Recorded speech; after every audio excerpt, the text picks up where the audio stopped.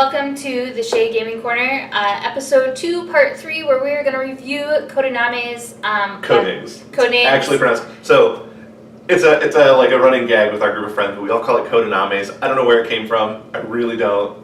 But that's what we call it. It's actually called CodeNames. And it's by Vlada Chavatal, which I probably just butchered his name. I think it's a him for the 3rd time in 3 videos. Yeah.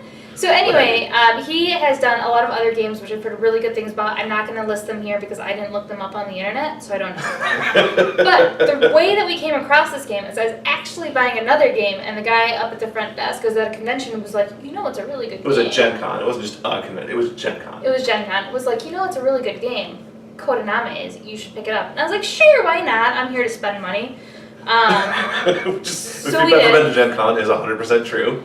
So we did, and you know what? It is one of the best purchases that I've ever been talked into by somebody before. And which says a lot because usually at Gen Con, specifically, they have really good recommendations. Like if you're like, I like this kind of game, and you go up to them and you ask, they'll be like, well, I played every game ever, so you'll like this game too. And it's really fantastic.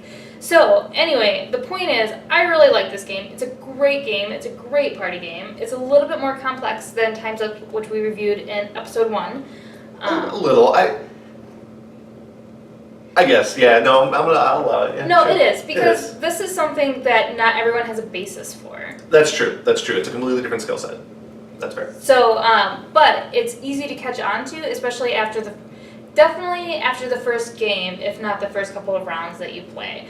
And it gets everyone talking to each other and communicating and being a team, and it's not like one person is just sitting off by themselves strategizing. If it's not your team, you're either your team's turn to give clues, you're either all watching to see what they do and to get on the other team and be like, oh, well, they obviously mean this clue that has nothing to do with what they said. Our friends would never heckle each other when it wasn't their turn. That would never happen. If you're not heckling each other, then at least you have a group of people who are on your team who you can chit-chat with while the other team does their things. Or like, and we said this before, one of the great things of a good party game is you can kind of just get up and go out and get a drink or go to the bathroom or whatever. When it's the other team's turn, who cares? Go get a drink, go get some food, go to the bathroom, go pet my dogs, whatever. Yeah. Whatever. Oh, and then the other thing, which we said that we would do, is let you know how much you could or could not drink during this game.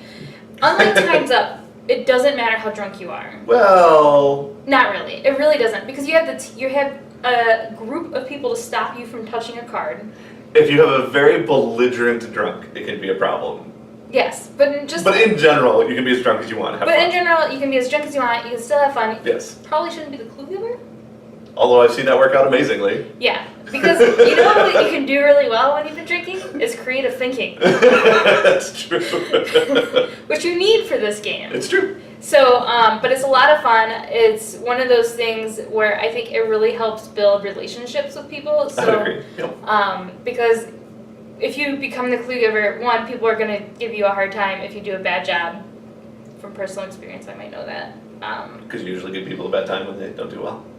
No, I don't do well very often. That was the joke. Ah, okay. But anyway, but usually if you do really well, people are like, oh man, good job. And it's a very encouraging atmosphere. I really like it. And you get a lot of like very memorable stories. Like I can think of a lot of I'm not going to bore you with them, but a lot of very memorable stories from playing CodeNames. Yes. So I would highly recommend this game.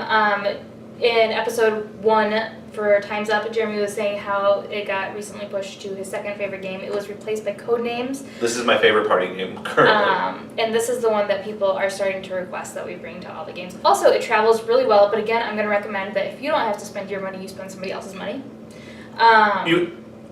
The slightly less selfish way to say that is the only one friend in your group of friends probably needs to own it. Right, but it travels really well. It's really tiny.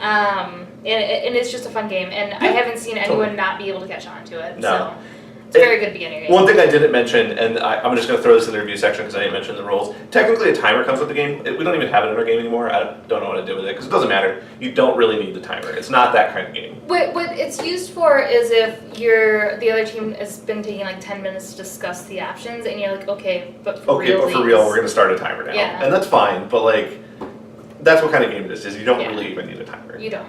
So anyway, that's our review, and if you have a review of your own, or if there's something you really like about this game or really hate about this game that we didn't touch upon, touch on, if you could just let us know down in the comments, and then also remember to like and subscribe. Or if you're Nathan, you can tell us how I butchered Vlada Chvátil's name and all the other games he makes.